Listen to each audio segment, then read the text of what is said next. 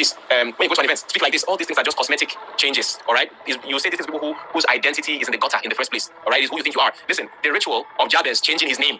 That is the true lesson behind Jabez changing his name. His name and sorry. It's not about the name change. No, name goes down to the root of identity. All right, and I explained, I think a couple of episodes ago about the whole mystery about baptism, what baptism really means. All right, when Jesus said, "Except a man be what born again," like your old identity is slowing you down, is sabotaging you, right? You're trying to change, you're trying to do things, but you keep on self-sabotaging. Yes, I get it. Paul was saying this somewhere in his writings. He was saying this stuff. I listen to things I want to do, I can't do them. I'm trying hard, man. It ain't working. And the things I don't want to do, I find myself doing. It is frustrating. I get it. It all comes down to a place of identity. All right, and that is why try this, try that. Yeah, I can only try that. Techniques, but you need a transplant. That you that was raised in the ghetto, around ghetto people, around ghetto uncertainty, around a lot of lack, and around a lot of financial uncertainty, right? Around a lot of parents that were, with all due respect, misguided in their own identity. That person has to die. You can't repair.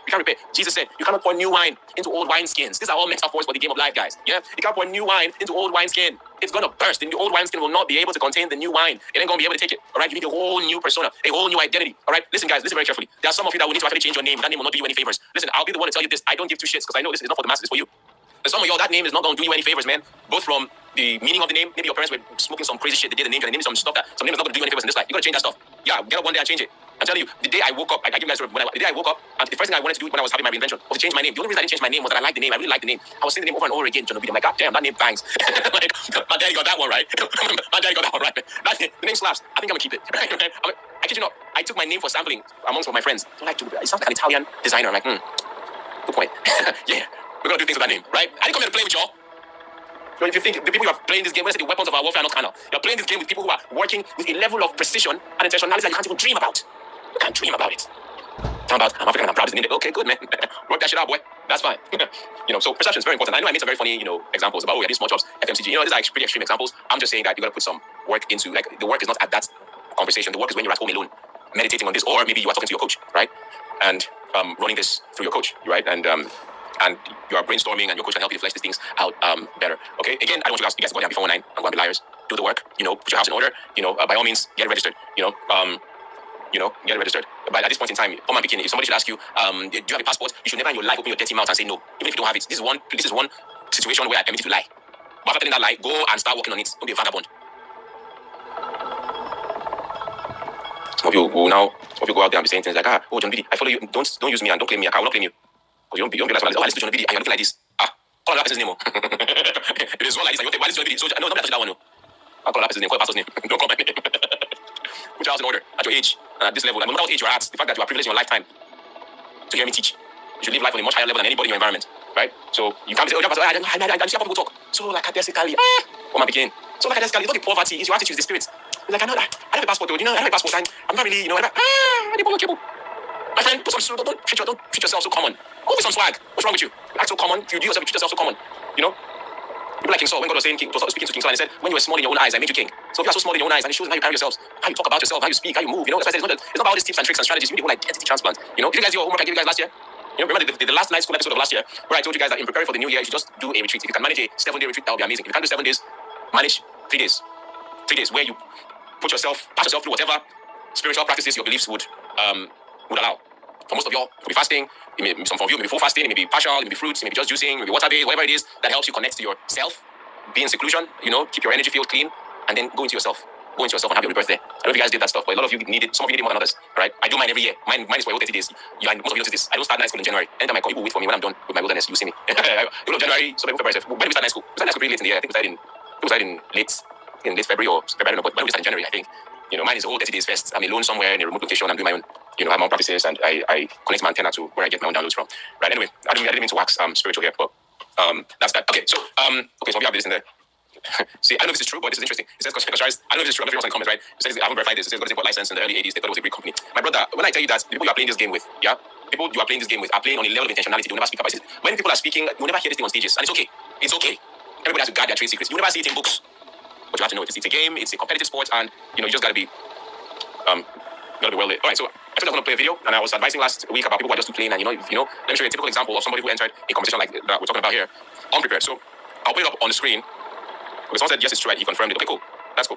I like Coach Charis actually. Coach Charis is one of the few people, not a few Nigerian elite wealthy people who is just, he has no airs about him. He speaks very freely. He doesn't need the money. He speaks very freely. He talks about his life and all those things. It's very difficult to find a real. I don't mean Nigeria, I don't mean Naira billionaires. If Naira billionaires, not real billionaires, it's going to be in dollars, right?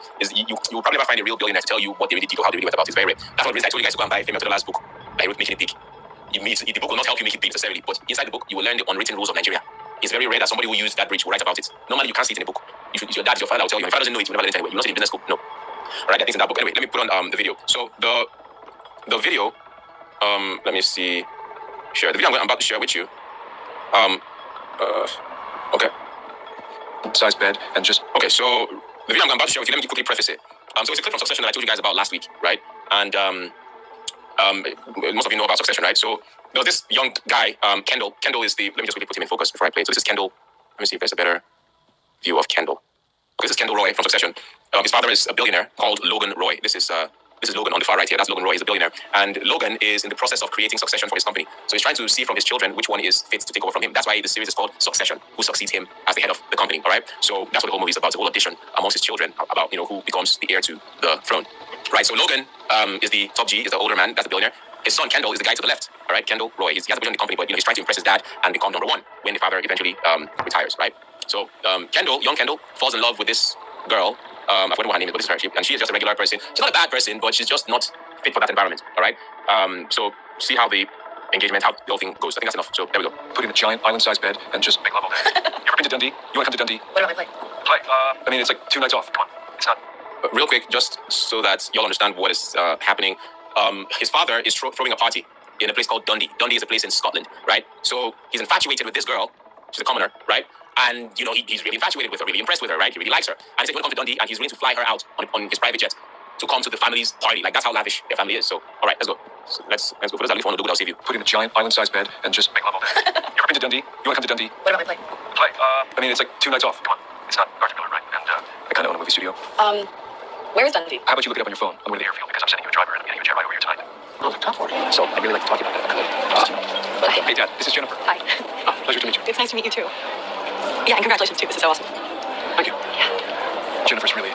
Now, one thing I want you to pick, because I told you guys this last week, but it's just good that it's playing out in a visual form that you can really witness.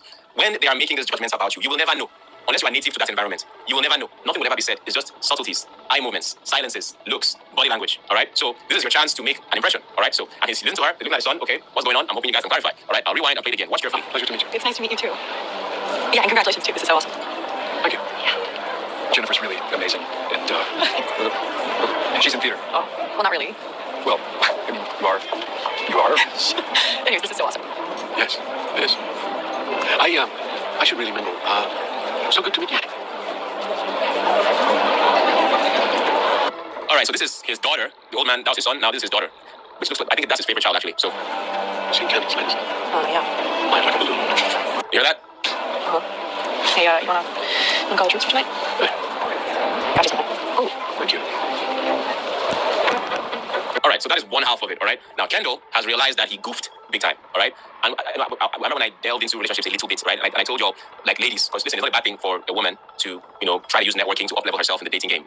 It's been happening for centuries. People get it done, right? I'm not gonna talk down on you for doing that. However, that is an environment that you are not native to. Where you are coming from, that ghetto you are coming from, people are used to expressing yourselves in very overt ways. Overt means obvious, loud. Whatever's in your mind, just brass. So you are used to that manner of expressing your thoughts. Where you are going, they don't talk. They make decisions in silences, with eye glances. All right. And this was one example of such things. Watch. Hey, that was pretty intense. Yeah.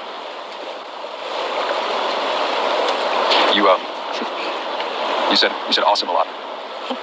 What? You said awesome a lot when you were talking to my dad. Did I? Okay. I didn't notice that. It's fine. It was funny. So you see at this point where she's unable to come up with a redeeming explanation. This was her last chance to explain that away. She could have said something like, I had a headache, I wasn't really in my elements, but not just, that's just me. That's you for real? I'm sorry, hon. This is where the journey ends. Like, this was her last chance. But like I said, such people don't say anything. All right? Now watch what happens. I need you to watch carefully. It's not a Nollywood movie where everything is so obvious. Just be very mindful of the glances and the micro expressions here. Watch. I didn't notice that. Wait, I'll go back to when you were talking to my dad. Did I? Okay. I didn't notice that. It's fine. It was funny. Your freezer. Let me get your coat. I'll be right back. Okay. Hey, can we get Jennifer on the first flight out of here? Sure. Yeah, good. Maybe, hey, Tony. Maybe let her know I might be tied up. Okay. Excuse me.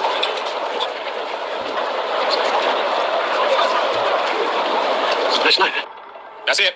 That's it. All right. So it occurred to me. I just remembered it on last week's episode, but because it just came to me spontaneously, there was no way I could go find the clip to play for you guys. So my admins were so amazing. They reminded me to remember to get the clip ready for you today, because even though I can explain it, but it's better you see it in action. I'm like, oh my goodness, this has been coming off. You know, it's better you see it that way. Again, listen, my dear ladies and gentlemen, they will not write it in books. Why would they give away their winning secrets? Why? It's not going to be in books. The government approved knowledge that you see in New York Times bestsellers, they will not put this one in there. It's in the secret curriculum. You see it, right? So that's why I said. That's why I kept on emphasizing how you explain yourself, how you put yourself out there. It is important. Those people that you used to be your friends by, say, I don't care what you think of me. Leave them in the ghetto. They were friends with the old you. That old you is dead. You've done the funeral. You've got to rinse your mind, and So anyway, let me read the WhatsApp message I sent. Let me use my other phone. So if you want to find the message, if you're on the WhatsApp channel, you just read what I sent just for this broadcast. Not when I said we're live. The one before that one. So I'll read what I sent real quick. All right. So I said, almost no success book mentions this specific application of leverage. Again, you can just read along if you like. It's on the WhatsApp channel. Almost no success book mentions this specific application of leverage, but elite players of the game use it silently, using it strategically, intentionally, and almost ritualistically. Ritualistically meaning like as a ritual, consistently. I want to say intentionally and consistently, but I wanted it to hit harder, so I used almost ritualistically, because there's nothing more consistent than a ritual. You did not fail, right? So I said using it strategically, intentionally, and almost ritualistically can multiply your outcomes in life without any extra labor. That's what we call leverage, all right? So some of you are working so hard, and I applaud that. But there are some applications of leverage that can massively multiply your outcomes, all right? And we are generally trying to be outcome focused, all right? Paul man will say, I worked on this all night. We don't give two shits. What's the outcome? Outcome focus is all the world cares about. Even Jesus says, any vine in me, any branch, right? Any branch in me that does not bear fruit, what will you do? I think that I'll first give it a chance. I'll first of all prune it. If it doesn't still take, then I'll cut it off, all right? I think I'm right? I don't say what's wrong, right? So the world only cares about you being fruitful. Even the parable of the talents. First guy, 5 talents, got 5 more. Second guy got 2 talents, got 2 more. The one that got only 1 that buried it, they threw him in jail. That's how serious it was. Okay, so outcome focus, right? Using this strategically, intentionally, and almost ritualistically can multiply your outcomes in life without any extra labor. Everyone you admire has used it in some shape or form to expand their center of gravity and attract juicier opportunities, including me. This sounds teaching now. I've used it. It has worked in my life bigly, as Trump would say. All right. It can be used for good and it can be used for evil. It can be used by upright people and it can be used by criminals. Oh, criminals are not here. Okay. For now, I'll give a hint. At its core, it applies the idea that the human animal is a slave to perceptions. In a previous night school episode, I explained how the sorcery of branding developed to enhance the perceived value of a product in order to attract more demand. This applies the same principle of perceived value, but not to inanimate products this time, but to you, the brand, the human being. Applying this principle to yourself will expand your perceived value in the game of life. Naturally, this is not in books. It's not the sort of knowledge that ought to be mainstream. Otherwise, charlatans and fraudsters would have used it. Or if it existed in any book, such a material would be shoved into a dark corner such that nobody would ever know its name. All right. So, what is that secret that that I'm talking about? Right, I'm going to explain it. LD Pro Masters, season 9 to 5 for many years. There is the unseen language of the folks at the top. Management material. You know what it is. Okay. Oh, I like this. I like this word, vocabulary poverty. Interesting. The first time I'm seeing it, and it makes sense. Cool. Well done. Okay. Yeah. So what is this thing called? All right. They're called credibility indicators. Write it down if you can. If you're taking notes. All right. They're called credibility indicators. Credibility indicators. All right. Credibility indicators. Now, listen.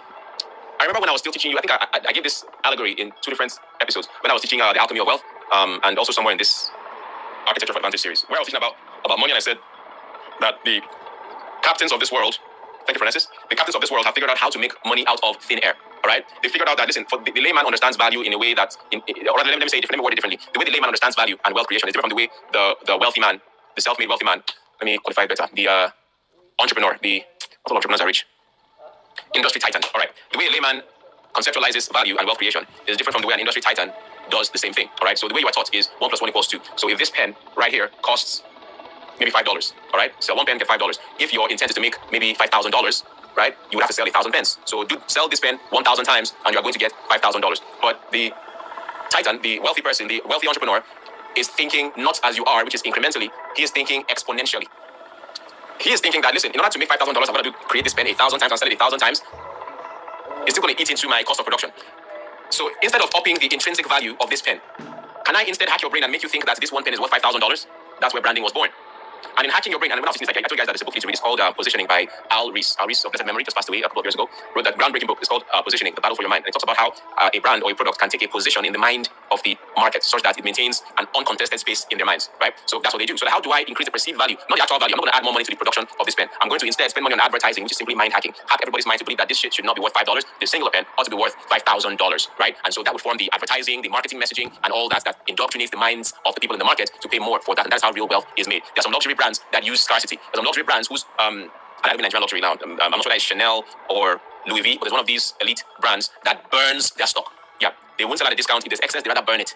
Google it, ChatGPT right now. They burn their stock in order to maintain that high profile, all right? So you think that, you keep on seeing it a certain way, all right? Okay, so that's about products. They increase the perceived value, make it, maybe they make it a sex symbol or a status symbol. They might say this pen is used only by presidents. So if you want to be seen as someone who is high profile in political circles, you must use that pen. If you want to gift a CEO something and you give him that pen, he sees you in the so they can create that presence around that product and people are going to buy because we're all slaves to perception, all right? So that is for products. Thank you, Enigma. That's the name of the book, Positioning, The Battle for Your Mind by Al Rees and Jack Trout. All right. So that is how it works for products, inanimate objects that you sell. But now there is the equivalent for you, the man, the woman. And these things are called credibility indicators. Someone said they used in the movie The Art of Sarah. Interesting. I'm looking for something worthwhile to watch on Netflix. I haven't found. Maybe I'll have a look at this one called The Art of Sarah. This is the second time I'm seeing someone mention this series. Maybe I'll give it a look. Thank you for the recommendation. Okay, so what are credibility indicators? All right, so credibility indicators are things that most of you have credibility indicators, but you don't do it intentionally. And if you remember, if you look into my message, I was very intentional about my message. I used three strong words there. I said using it, 3 words, strategically, intentionally, and almost ritualistically. Not what you do once in a while. I said strategically, intentionally, and almost ritualistically. All right? What does it look like? If I'm talking to someone, I mean, not me because, I'm your guy, I would advise you. But I'm saying, if you talk to somebody else and you tell them, okay, so what do you do? Oh, my name is this, that. I am into whatever consulting. Not bad. We are one of the foremost consulting companies in West Africa. Okay, but that is just a claim. And it's typically lesser educated people that are excited by claims that have not yet been backed up or proven. Poorer people, less educated people, the masses, you don't have to back up your claims. Just claim, oh, I'm Africa's number one, and they don't think that hard. But at that level, you're dealing with highly educated people that expect social climbers to lie or embellish their status with all kinds of deviations, all right? So they expect you to make claims, and exaggerate those claims. So, we're Africa's foremost, says who you, right? So there needs to be something else that indicates to your credibility of that claim you just made. Understood?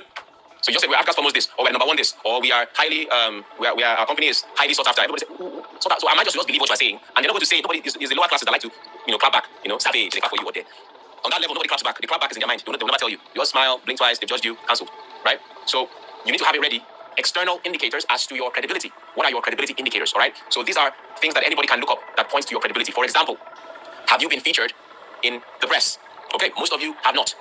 And when I say you must employ this strategically, intentionally, and almost ritualistically, I'm saying every single week there must be something written about you in the press. Write that down. So whenever you are saying that, oh, we are highly sought after, you can now slip in the idea that we've actually also been featured in Vanguard newspapers, The Guardian, and even Business Day. They'll be, oh, really? Now they might look it up, and if they look it up, they'll actually see that it's true. What do you mean if they don't look it up? Oh, something as prestigious as that mentioned, you're talking about, okay, yeah, they got a whole feature about us and what our company does, and they start to see you in a different light. So one credibility indicator is mentions in the press, all right? A lot of people, mostly Gen Z, when I say Gen Z, now I want to deviate a little bit, but let me say this, I think that, I have a conspiracy theory, right? I have this conspiracy theory, you can come from just conspiracy theory, I think that Gen Z, there is this aspect of the curriculum of the game of life that was just locked away from you. Because I've been thinking about it, how many of you were at that event I did in Lagos, that physical event I did, not my event, but I was about to speak there, was a church, somewhere on the mainland, I can't remember the name of the church, Pastor Jimmy Towers Church, what's the name of the church? I was speaking there, and I was just talking about things that I assumed that everybody would know those things, so I was just casually talking about whatever I was talking about, so I was just talking about it.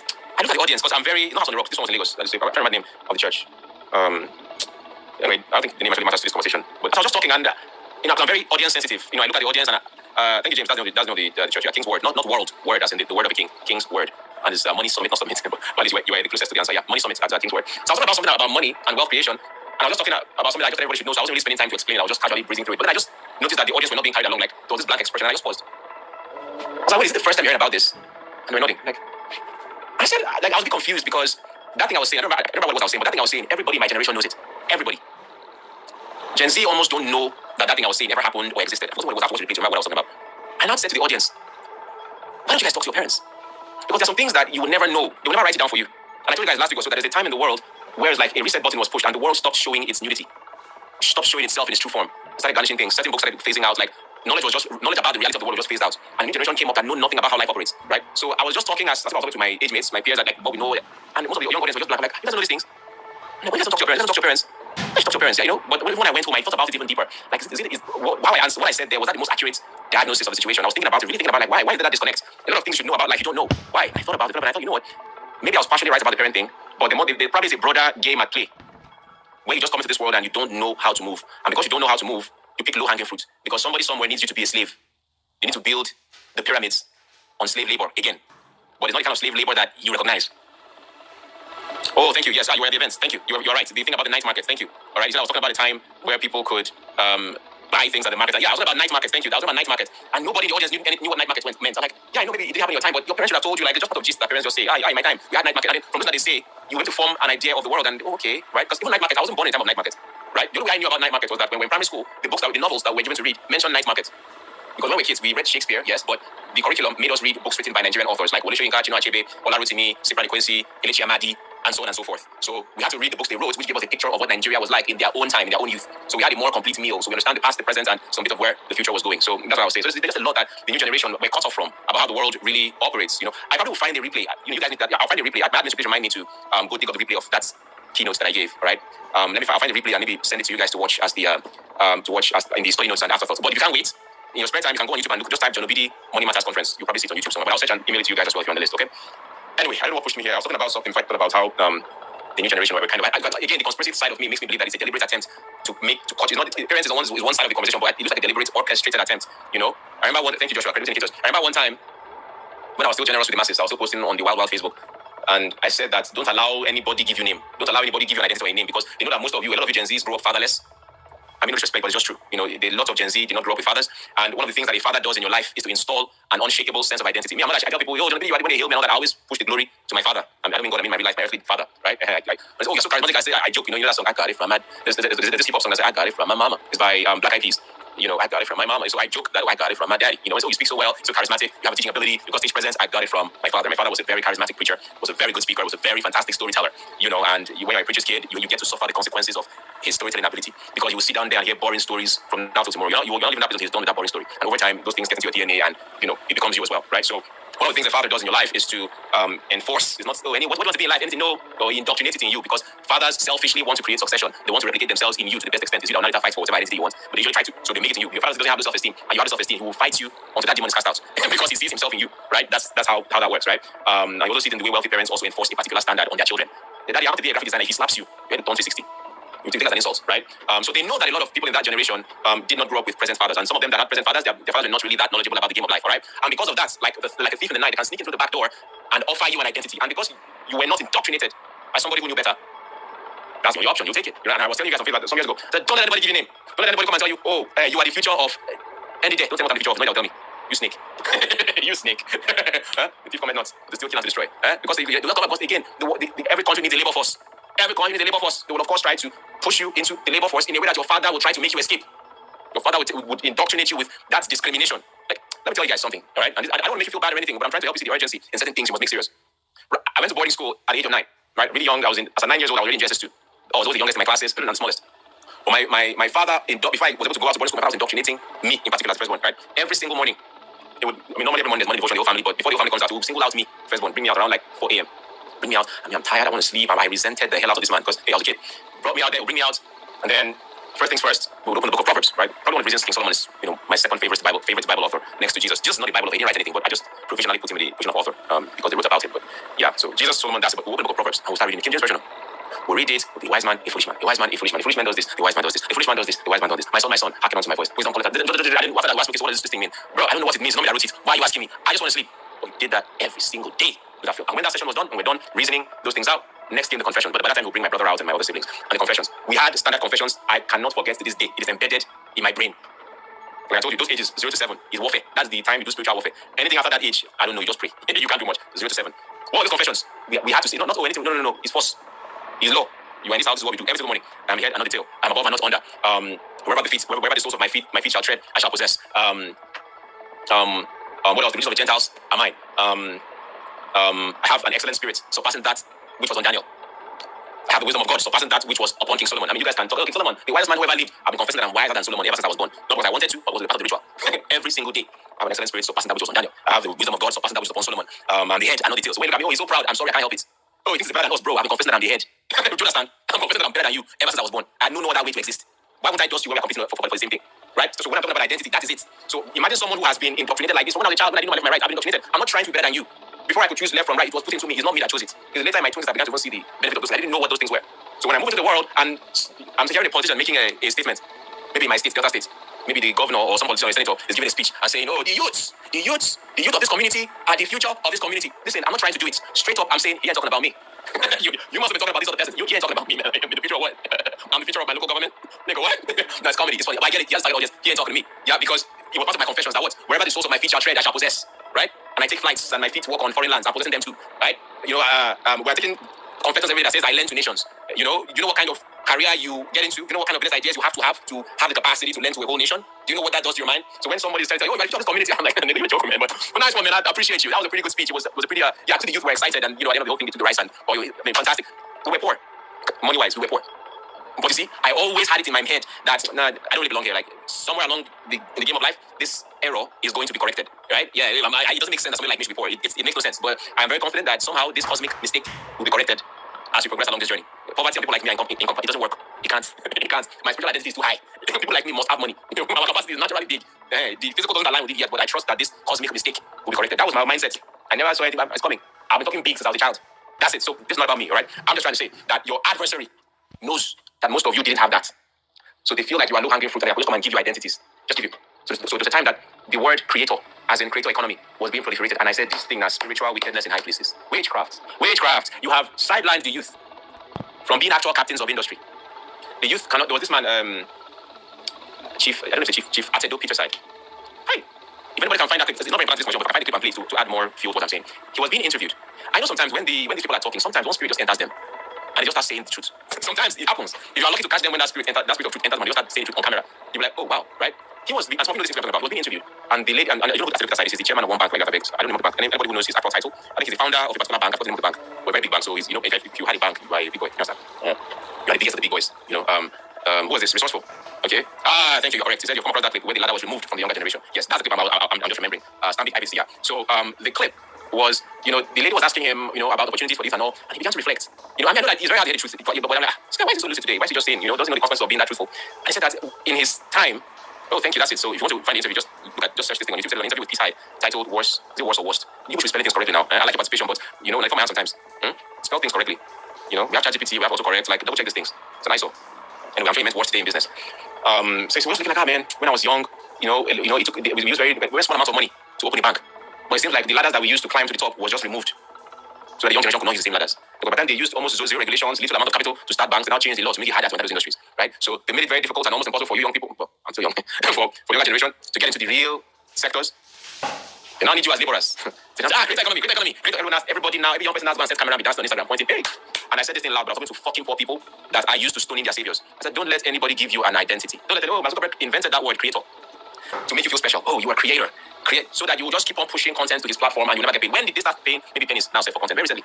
But you've been fueling it and creators create videos every day. Is the current CEO of Instagram. He's always putting out content telling you about the algorithm, how to get noticed, how to put more, telling you to post more times a day. You slaves to the algorithm. Oh, we're creators. What do you do? I'm a creator. What the heck is a creator? What is a creator? Only somebody who has been indoctrinated with a discriminatory sense of identity will see something wrong in that. But woman begin, you will not. And even when I'm trying to help you reason it out, no. Let anybody give identity. Creator, okay. Mark Zuckerberg begin, will she ever be a creator? No. Bill Gates begin, will she ever be a creator? No. Why should I? I'm sorry, I can't help it because I've always been indoctrinated with I'm the head and not the tail. I don't think the peasants do. Do you understand? Just when you just said the food, I can't give the food meant for the children of the house to the dogs. It's the same elitism. We don't do that. It's not our nature. Why can't? If I try it, I'll be unhappy. It's not me.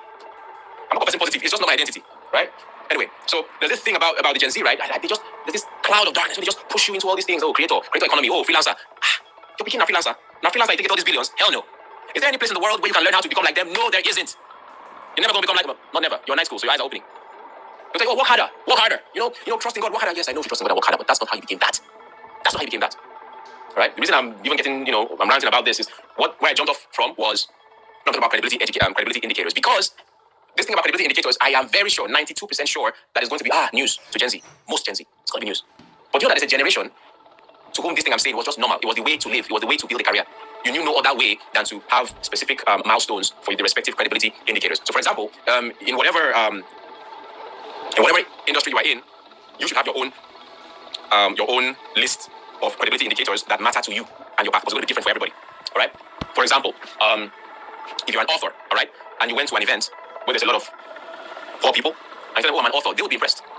Because, they don't even have the discipline to write a page, not to even writing a whole book, right? They might be impressed. Oh, man, you're an author, wow. No. But on the highest levels, you're an author, yes. People write books every day that nobody reads. There's got to be a credibility indicator to back that up. What does that look like? A bestsellers list. So, not that you're an author, but you are a best-selling author of 2 books, one of which was nominated for whatever book prize of the year. you immediately stand out. Now, it's not about the introduction. I'm saying that if you're an author, these are the things you should go and hunt. How do I get on the best sellers list? I'm not joking. These are things that can be done. All right. Again, a lot of Gen Z, they know what these things are, but they don't know the mechanics of these things. For example, you don't know that. This is coming too raw. Let me just say, you don't know that the bestseller list can be intentionally engineered. Let me be careful with my words. Even though I know they are no replace, but still on still. When Jesus Christ looked around and said, one of you will betray me. I know one of you here is going to be very exuberant and do it and understand you. So I still have to be mindful of how I couch it. So a lot of y'all don't know that these lists can be engineered and you can become a bestseller if you so desire. You ain't gonna do much with the quality of the book. Nah, there are people who can't write for shit. They are bestsellers. There are ways to do it. I'm not gonna go into the ways here before you arrest me, right? But there are ways to do it, right? Oh, I got my book was given this prize, that prize. Yo, hunt the prizes down. There are some of those prizes that you apply. All right. That's what. Listen, AI has gotten so good, so good. Let me give you one homework. And this is for the people who are fast authors. And if you're not an author, apply this update to whatever field you are in if it applies. If you have the pro or the plus version of ChatGPT that can do deep research, or even Grok, even the paid version of Grok is pretty good at research nowadays, or even our Perplexity. Ask it, or Gemini. Gemini's deep research is very good as well. Tell Gemini to run some deep research on, tell it the title of your book and what your book is about, maybe the synopsis, and say you are trying to get nominated for global prizes because of this book. That it should do deep research on all the prizes that can be awarded for. Oh my goodness, hold on. Let me open my Perplexity. I'm teaching you how the world works, guy. I'm not a motivational speaker. I get very irritated when people may even call me that self. I need you to learn how to move in this world. Okay. Hold on. Okay. So I just opened Perplexity because I think Perplexity is one of the best at this. The other tools I mentioned are pretty good too, but I'm subscribed to all the tools. And when it comes to this thing I'm saying, I typically like to use Perplexity. All right, so using Claude Sonnet. Let me zoom in a bit. One sec. Hey there. I am an author of a book in the personal development and self-help category, and I would like to be nominated for book prizes. I'm aware that there are some of these book prizes that I can apply for. I need you to do deep research and give me a comprehensive list of these prizes that I can apply for. I'll just leave it at that. Hi there. I am. You didn't catch it well, but I'll edit. I am an author. This is hypothetical.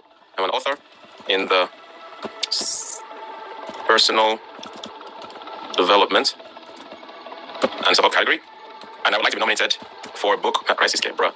Get your shit together. Perplexity prizes. I'm aware that some of these book prizes that I can apply for. Just do deep research and give me a comprehensive list of these prizes. All right, this is a poor dictation, but I'll just use it. All right, let me copy this. I'm live, so I'm not going to do deep research, even though I'm using the pro plan. I don't use computer, my brother. I leave computer big. I'll use the latest things.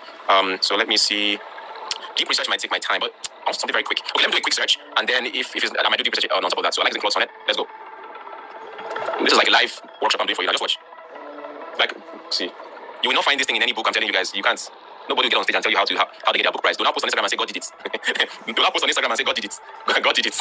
We'll give all the glory to God. I don't say God don't do more, but the real update, they don't See, here's a comprehensive list of book prizes that personal development and self-help authors can directly apply for. Or what? Self-nominate. Most people don't know this word exists called self-nominate. You don't can nominate yourself for a book prize. Best awards for self-development. Top tier. See them. There's a whole table. Look at this.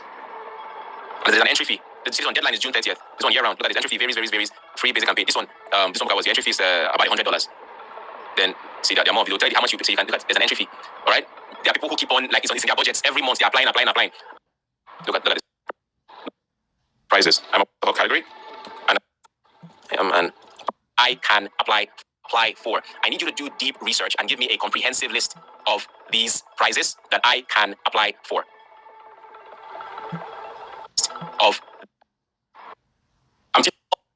I'm these, or even our Perplexity. That to apply. All right. That's what. No. Oh. List.